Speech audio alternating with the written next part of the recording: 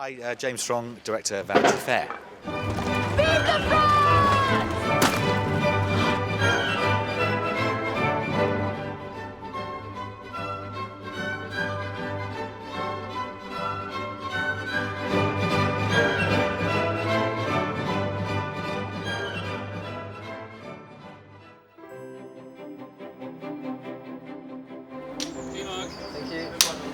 Passing and I couldn't resist and Matilda didn't object and so... Oh, what a lovely surprise!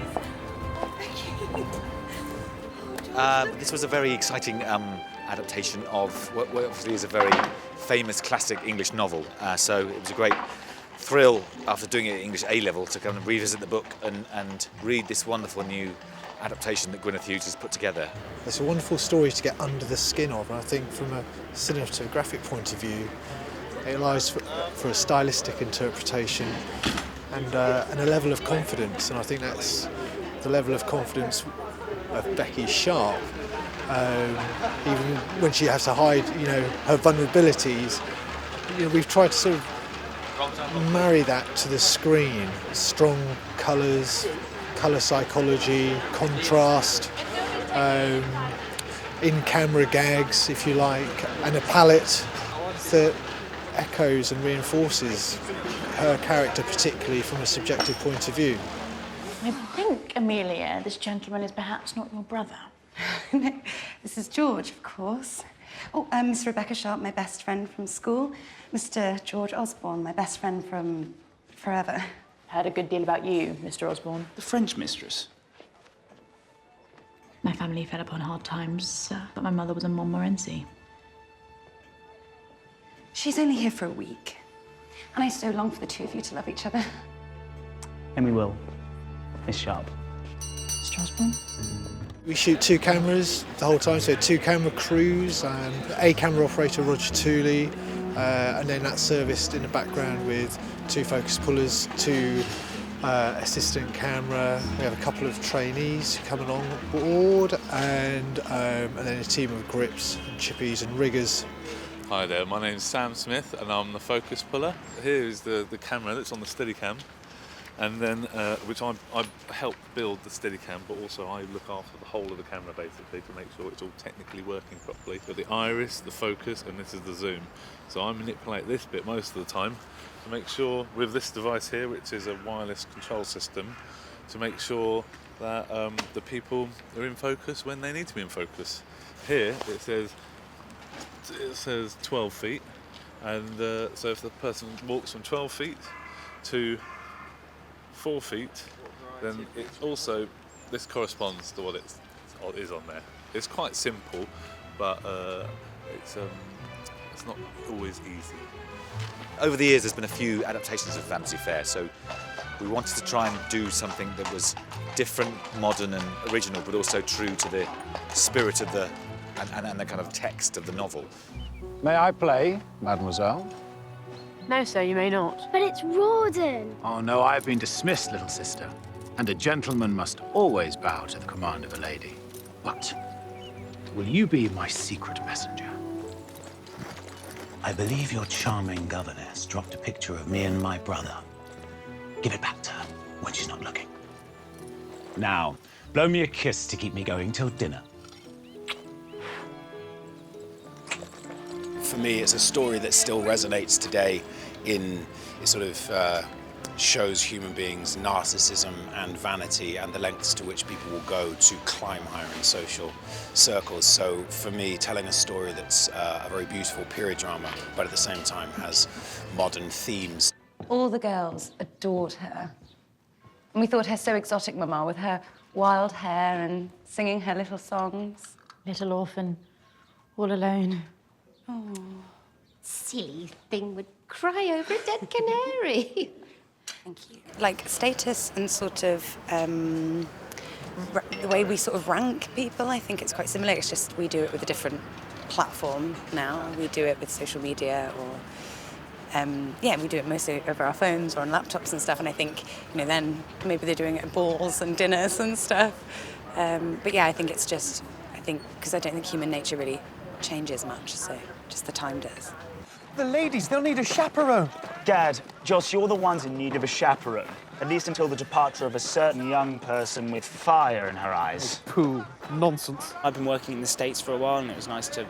The idea of being home and shooting in London and shooting with wonderful English actors and making a wonderfully British story was a thrill. Through the preparation, you know, and the read-throughs and the rehearsals with the director and the horse riding lessons and the sword fighting, when you get to that first day of the shoot, you feel like you're ready.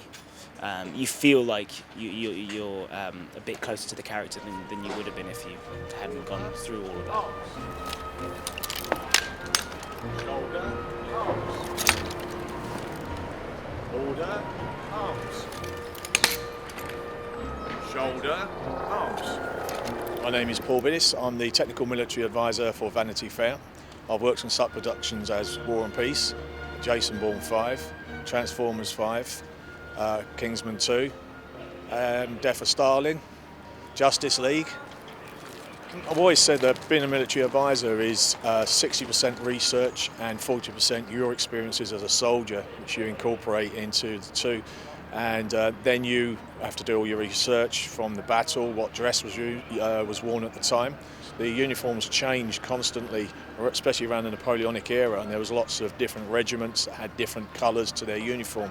So it wasn't just a red tunic, there was different colour braiding. So you have to work with costume, the art department, and liaise with all those different departments to make sure that it all runs seamlessly when the cameras start rolling. I find doing period very, it's an instant world that you can get lost into, you can feel different. It sort of does a lot of work for you in terms of the imagination that you need to do as a character, so you can concentrate more on your part in your story, and a lot of the world is created for you. I'm Vickie Lang, I'm the hair and makeup designer on Vanity Fair. I set up designing Vanity Fair back in July, and so far we have been on it for 19 weeks, so this is the penultimate day on a 19-week shoot. And so far I think we have established and created 70 odd characters so far.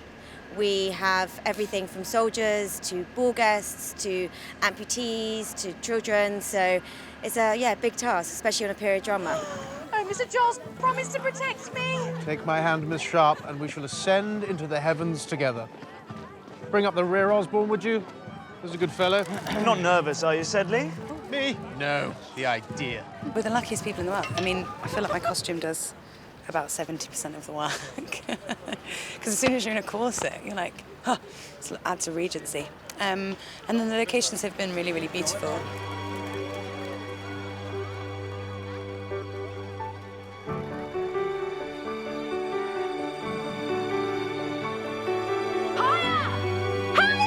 It's too high already! Never too high, not for me. We're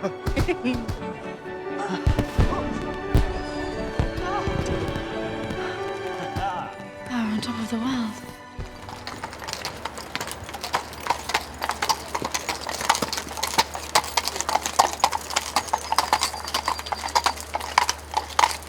I'm Ben Mangham, I'm the location manager, and this is Flo Cleverton, location assistant.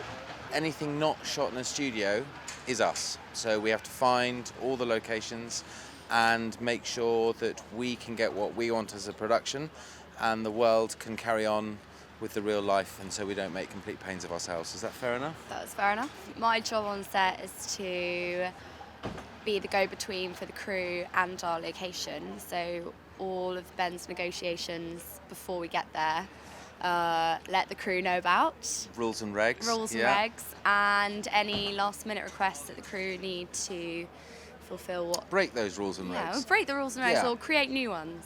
We have to prep, shoot and strike.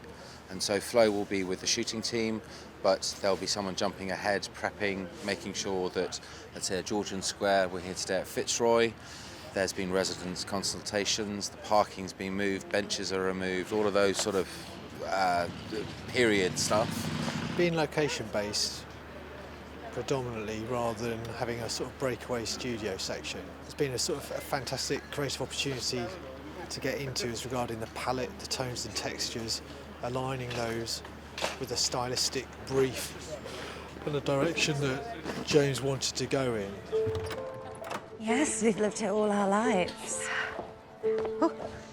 So your papa, the stockbroker in this house, and his papa, the banker in that one? George, yes, and his papa, Mr. Osborne. Neighbours and best friends. But an arranged marriage is so old-fashioned. What about falling in love and so on? We are in love, silly.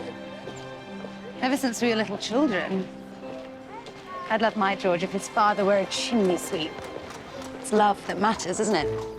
So much more than money. Depends how much you start out with. You don't mean that. When you find the right man, he'll have lots of money or he won't be the right man. This is a period story, but we shot it in a modern, contemporary way. So it has a kind of naturalistic, kind of real feel, which hopefully will make it feel kind of urgent and essential for a modern audience. It's sort of a really honest portrayal of what it means to be a human being, which is that everyone's a bit brilliant, but also a bit unremarkable all at the same time. And I think that's what it is to be a human being, and that's why I liked it, I think.